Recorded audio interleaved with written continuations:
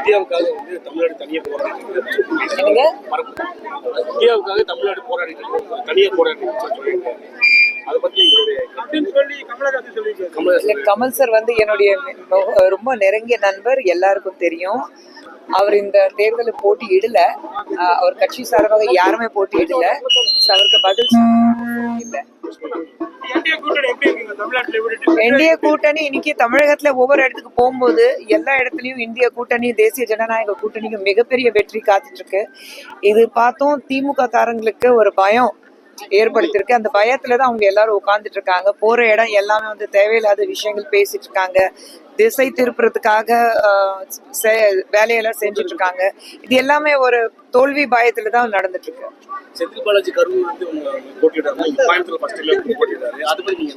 என்னங்க திமுக செந்தில் பாலாஜி கரூர்ல இன்னைக்கு தமிழகத்துல திமுக காரங்க எந்த தொகுதிக்கு போனாலும் அனிதா ராதாகிருஷ்ணன் அவர்கள் இருக்கட்டும், செந்தில் பாலாஜி இருக்கட்டும், இன்னும் நிறைய எம்எல்ஏஸ் நம்ம பார்த்துட்டோம். போன இடத்துக்கு திரும்பி போகும்போது மக்கள் அவங்களை விரட்டுறாங்க. வராதீங்க சொல்லிட்டு மக்கள் விரட்டுறாங்க. அப்படி இருக்கும்போது எப்படி மறுபடியும் எந்த முகம் வச்சுட்டு மக்களுக்கு எதுவுமே செய்யல, நீங்க எந்த முகம் வச்சுட்டு மறுபடியும் மக்கள் கிட்ட எங்களுக்கு வாக்களிங்கன்னா கேட்க போறீங்க? அந்த பயத்துலதான் அவங்க அங்கிருந்து வெளியில வராங்க. மக்கள் வந்து பட்டி போட்டு அடைச்ச மாதிரி சொல்றாங்க. பட்டி போட்டு அடைச்சு வச்சிருக்க பட்டி போட்டு அடைச்சு வச்சிருக்க மாதிரி சொல்றாங்க. அதை பத்தி மக்கள் யார் பட்டி போட்டு அடைச்சு வச்சிருக்காங்க? அதுதான் தொகுதியில அப்புறம் அவர் தானே பதில் கொடுக்கணும்.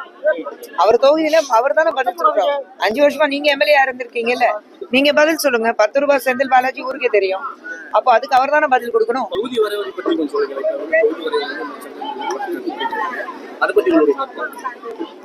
நிச்சயமாக என்னை பொறுத்த வரைக்கும் அது நல்ல விஷயம் தான். இன்னைக்கு திமுக காரங்க, காங்கிரஸ் காரங்க பயந்துட்டு மறுபடியும் உட்கார்ந்துட்டு இருக்காங்க. இதுக்கு எதிர்ப்பு தெரிய வைக்கிறாங்க. எல்லாமே வந்து ஒரு நம்ம நாட்டுடைய முன்னேற்றத்துக்காக. நாடுதான் முதல்ல இருக்கணும், அதுக்கப்புறம் தான் மீதி எல்லாமே. நேஷன் ஃபர்ஸ்ட், ரெஸ்ட் ஆல் நெக்ஸ்ட்னா பிரதமர் மோடி அவர்கள் சொல்லிட்டு இருக்கிறாரு. அந்த வகையில இது டிலிமிட்டேஷன் பத்தி மட்டும்தான் திமுக போராடிட்டு இருக்கு.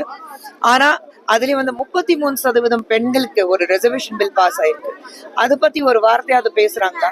காங்கிரஸ்காரங்க பேசிட்டு இருக்காங்களா? இல்ல மாண்புமிகு முதலமைச்சர் ஸ்டாலின் அவர்கள் பெண்களுக்கு வாழ்த்து சொல்லியிருக்காங்களா? 33% நீங்க வந்து இத்தனை வருடங்களாக காங்கிரஸோட சேர்ந்த கூட்டணியில நீங்க இருக்கிறீங்க. எல்லா ஊழல் நடக்கும் போது நீங்க கூடவே இருந்திருக்கீங்க. நீங்க எவ்வளவு பணம் சம்பாதிச்சிருக்கீங்க, கோடி கணக்குல, லட்ச கோடி கணக்குல நீங்க சம்பாதிச்சிருக்கீங்க.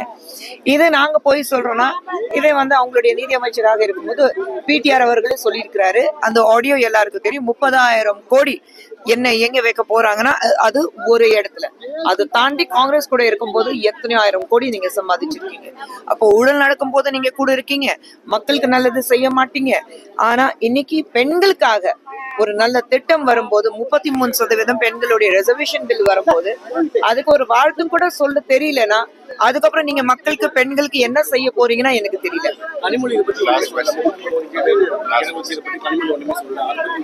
இல்ல யாருமே சொல்லலையே. இன்ஃபேக்ட் இன்னைக்கு கனிமொழி அவர்கள் பார்லிமெண்ட்ல பேசும்போது இது மையமா வச்சுட்டு நீங்க வந்து பிரவுனி பாயிண்ட்ஸ் தேடுறீங்க. நீங்க எல்லாத்தையும் அரசியல் ஆக்குறீங்க.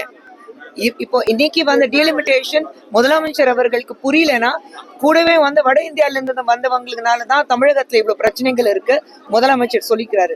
ஆனா அவர் கூடவே இருக்கிற ஆலோசனையாளர்கள் இது எல்லாமே பார்க்கும்போது வட இந்தியில வந்து ஆபீசர்ஸ் எல்லாமே வட இந்தியால இருந்து வந்தவங்க தானே. அப்போ நீங்க அவங்களுடைய ஆலோசனை பண்ணிட்டு டீலிமிட்டேஷனுக்கு அர்த்தம் என்ன?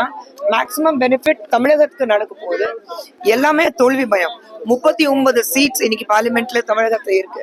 39 சீட்ஸ் தாண்டி 59 சீட்ஸ் ஆகுது. அப்போ நீங்க அந்த 59 சீட்ஸ் உங்களால ஜெயிக்க முடியாது. அது உங்களுக்கு நீங்க உறுதிப்படுத்துறீங்க.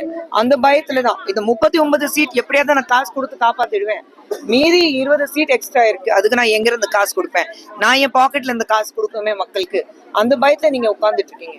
டீலிமிட்டேஷனுக்கு அப்போஸ் பண்றீங்கன்னா நீங்க தோல்வி பயத்துல உட்கார்ந்துட்டு இருக்கீங்க. டீலிமிட்டேஷன் தமிழகத்துக்கு மட்டுமல்ல, தேசத்துக்கு முழுவதும் ஒரே ஒரு ரூல் தான். டீலிமிட்டேஷன் எல்லா இடத்துக்கும் வந்திருக்கு. அப்போ எஸ்ஐஆர் இருக்கட்டும், டீலிமிட்டேஷன் இருக்கட்டும், இது தமிழ்நாட்டுடைய முதலமைச்சருக்கு மட்டும்தான், ஏன் திமுக காரங்களுக்கு மட்டும்தான் ஏன் இது ஒரு பிரச்சனையா இருக்கு? என்னோட கேள்வி.